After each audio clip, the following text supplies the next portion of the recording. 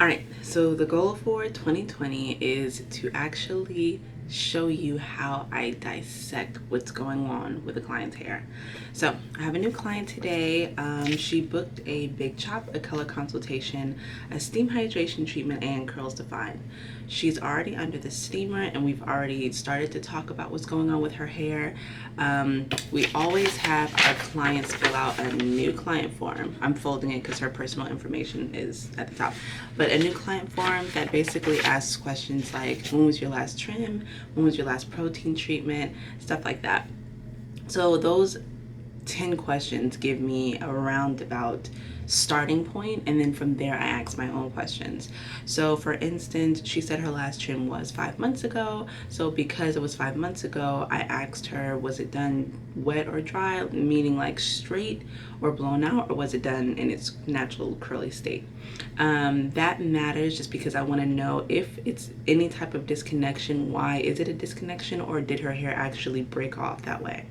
I'm also asking what type of oils does she use on her hair, because she did check yes to putting oils on her hair and scalp, and I'm asking her if it's going on her hair or scalp. So she says she uses Jamaican black castor oil on her hair and her scalp. She said 2 to 3 times a week, and she co-washes and she wets her hair often. So all of that kind of tells me that we're probably looking into hygrofatigue, resistant hair.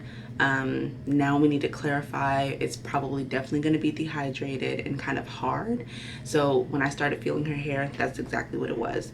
It was dehydrated, and dehydration meaning like there isn't water getting to the cortex, so it's making the hair feel hard and brittle, and that can easily break. So what you want to do is impart water, so going under the actual steamer instead of spraying it with water. So we talked a little bit about that. I did tell her that we're going to stray away from protein just because I want to see if her hair actually needs it. Right now it doesn't. I do that sometimes. I don't necessarily just jump to protein if it seems like something is going on with the hair, or if the hair doesn't seem strong enough. I want to hydrate the hair for one. I want to moisturize it. I want to protect it, meaning putting it in like twists.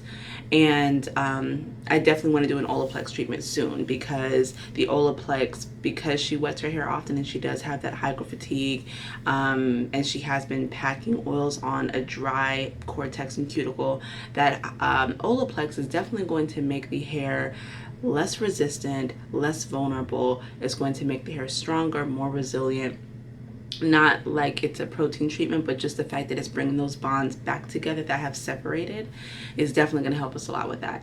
So right now she's under the steamer. One more thing, I do tell my clients that if they are booked for a big chop, they may not necessarily want it if they have no curl pattern. So right now we are seeing a little bit of curl pattern, and I haven't cut her hair yet because I want her to go under the steamer, and I want to see how much curls like come back since we've clarified all the oils out. We've went back with a moisturizing shampoo, and now she's under the steamer with a hydrating mask. I don't want to cut until I see what her curls do after they've been hydrated for the first time. So I'll show you her hair after that. But yeah, if a client comes in and says that they want to big chop, but you wet their hair and you see that they don't necessarily have a curl pattern, they will be disappointed, because if your hair is dehydrated, your strands go every which way and it'll just give you an afro look. But if you're actually educating them and telling them that you might want to wait to big chop, let's steam, let's moisturize your hair, let's put some twist in your hair, keep the twist in for a week, take it out if you want to, but keeping your hair protected and retaining that moisture is a part of curl training. So when you do cut it, you have those curls that you were looking for, instead of cutting it and then just having an afro, like similar to what I have, because this is a very old wash and go. So just making sure you're telling your clients stuff like that. So yes, we've done this. We've done the initial part of the consultation. My consultations are ongoing, so as long as she's here, we'll be consulting. And then we go to this. So this is the recommendation form that she's actually going to walk away with. I sell this on my website. It's $15 and $5 shipping. So it comes with 50 pages. So you'll actually be giving your client something tangible to walk away with, and it's asking you like, how often do you want your client to moisturize? Do you want them to use a moisturizer, or if their hair is in braids or something, are they spraying a leave-in conditioner? How often are they steaming? Are they coming in for an Olaplex? Do they need a protein next time? So this is everything that's going to be a part of their regimen and things that they need to remember. I say that because if you're telling your client to avoid puffs or froze or wetting their hair, that needs to be under remember, right? If you're telling your client to detox from oils and butters, or detox from protein-rich products, that needs to go under detox from. So you kind of get the gist. Again, I'm going to be doing this more often, so hopefully we have more conversations as stylists as to helping each other out with our client situations and making sure our clients get the healthiest hair care possible. And yeah, just being open and vulnerable with each other and having these discussions, because we can definitely help each other out. I will be back with how her hair looks after the steam.